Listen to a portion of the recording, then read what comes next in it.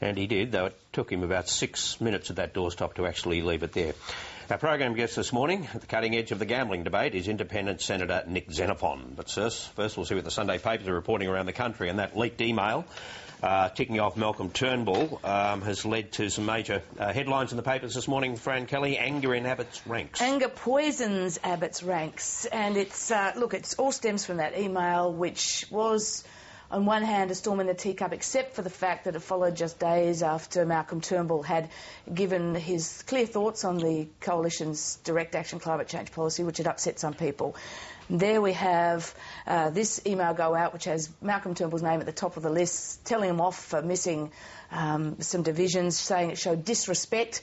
And you just sort of think that perhaps it was just written a little over-egged by the whips because they were a little annoyed that Malcolm had already done that thing. And the disrespect, I thought that was code for the fact that there was a bit of personal animosity here. And then, of course, that all followed the Sunday story of the leak of the angry phone call between Joe Hockey and Tony Abbott. And then we had another leak, which is Nick Minchin getting cross with Tony Abbott in the party room over putting pragmatism over policy. And then we had it went on and on and on. And I think that signifies that the bromance, if there is a bromance, there's a little bit of a rift in the bromance. But it is extraordinary, isn't it? I mean, they're leading in the polls. They're in the best position they've ever been in, and now they're tearing each other to pieces. Well, I think, quite extraordinary. I think tearing each other to pieces is overstating it. I think it all swirls around the leadership issues, and there's a little bit of discontent. And probably, as this story suggests, let's not forget that Malcolm Turnbull, Joe Hockey and Tony Abbott were there neck and neck in that leadership vote, which Abbott won by 1 vote.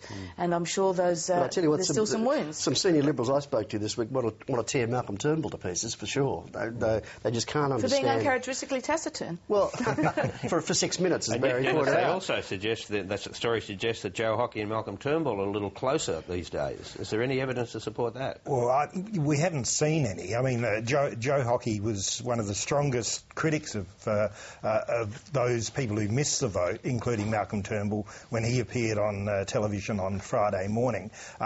He spoke in very strong terms against it. I don't think there is a great rapprochement between Malcolm Turnbull and Joe Hockey. I think there has been a bit of a rapprochement between Joe Hockey and Tony Abbott, however. But I think Joe Hockey might be feeling a little insecure about his job, so he might be looking for friends.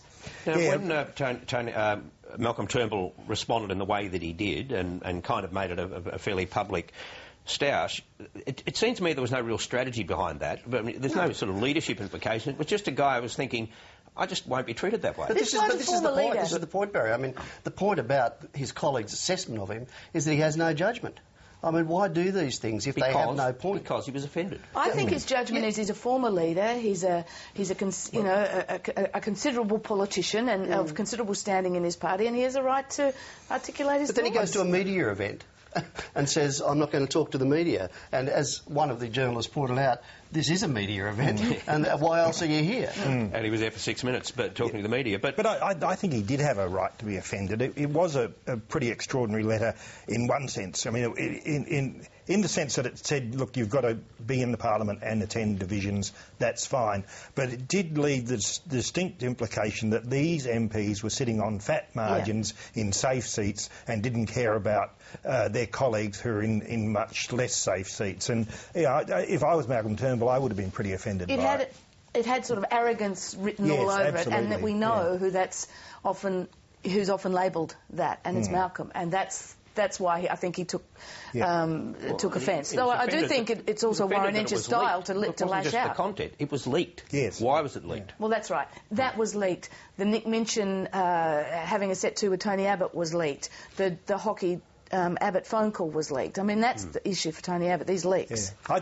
I think a lot of these leaks and a lot of this behaviour is actually a product of their position in the polls. You're right about that. They all think they're going to win, and they all think the next election is pretty well in the bag, although they pretend that they're not being complacent. And so they're trying to position themselves, and it's not just the leadership team, it's also a number of people on the backbench who think they've either been overlooked or they want to sort of get some elbow room to get towards the front. Unless they elbow themselves in now, they're not going to have another shot after they win the next election.